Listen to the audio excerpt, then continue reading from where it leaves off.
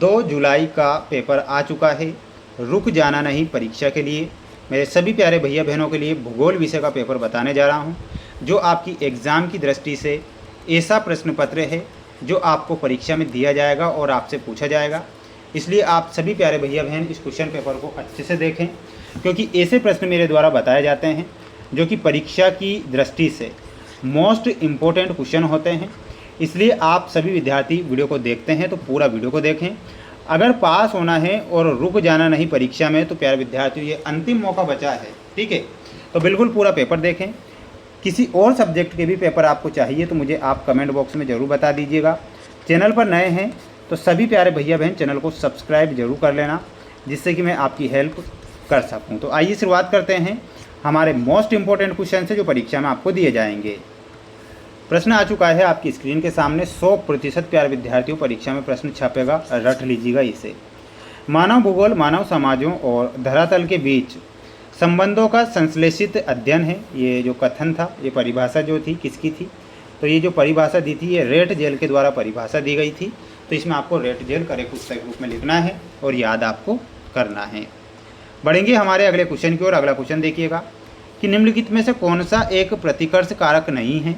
तो प्रतिकर्ष कारक कौन सा नहीं होगा, तो यहाँ पर आपका सही आंसर क्या हो जाएगा माय डियर फ्रेंड्स, आप सभी विद्यार्थी बताएंगे ना। तो बिल्कुल यहाँ पर आपको मैं बता देता हूँ, चिकित्सा शैक्षणिक सुविधाएं जो होती है वो प्रतिकर्ष कारक नहीं होता है। निम्न में से कौन सी एक रोपण फसल है, तो रबर जो होती है वो एक रोपण फसल होती है। तो इसमें आपको रबर करेक्ट करके आना है। मेरे सभी प्यारे भैया बहन वीडियो को लाइक जरूर करें, चैनल पर नए हैं तो सब्सक्राइब कर लेना है। आप सभी बच्चे जानते हैं कि आपके लिए प्रयास कर रहा हूँ, आपके लिए मेहनत कर रहा हूँ, तो आपकी रिस्पॉन्सिबिलिटी बनती है। सन 2011 की जनगणना के अनुसार भारत में प्रति वर्ग किलोमीटर जनसंख्या घनत्व कितना था, तो 382 व्यक्ति प्रति वर्ग किलोमीटर। देश में प्रयुक्त कुल जल का सबसे अधिक समानुपात किस सेक्टर में है, तो वो सेक्टर हो जाएगा सिंचाई। तो इसमें आपको क्या लिखना है, सिंचाई लिखना है, ठीक है। तो रट लीजिएगा प्रश्नों को, बिल्कुल माय डियर फ्रेंड्स परीक्षा में आएंगे, इसीलिए तो मैं आपके लिए पेपर लेकर आया हूँ। बिल्कुल आप निश्चिंत होकर पढ़ाई पर फोकस करें। बेंदा मध्य भारत के क्षेत्र के जंगलों में रहता है, तो ये कहाँ पर रहता है, अबुझमाड़ जंगल क्षेत्रों में। तो यहाँ पर आंसर हो जाएगा आपका अबुझमाड़, ठीक है। किसी क्षेत्र विशेष में एक निश्चित समय अंतराल में जन्म और मृत्यु के अंतर से बढ़ने वाली जनसंख्या को उस क्षेत्र की कहते हैं। तो उसे क्या कहते हैं, तो उसे प्राकृतिक वृद्धि कहा जाता है। तो यहाँ पर आपको क्या लिखना है, दूसरे में लिखना है प्राकृतिक वृद्धि। सोवियत संघ में सामूहिक कृषि को नाम दिया है, तो कोलखोज नाम उसे दिया गया है। तो यहाँ पर आपको क्या लिखना है, कोलखोज। पहली संपूर्ण जनगणना भारत देश में सन में हुई थी, तो ये पूछा जाए तो 1872 बताना है ना। और स्वतंत्र भारत में पूछी जाए तो 1881 बताना है ना। ये स्वतंत्र भारत की है, ये प्रथम जनगणना है। बाद में बॉक्साइट का सबसे बड़ा उत्पादक राज्य कौन सा है, तो उस राज्य का नाम है ओडिशा। अगला है, भारत का सड़क जाल विश्व का दूसरा सबसे बड़ा है ना। तो यहाँ पर आपको दूसरा लिखना है, स्क्रीनशॉट इसका ले लीजिएगा। बढ़ेंगे अगले क्वेश्चन की ओर।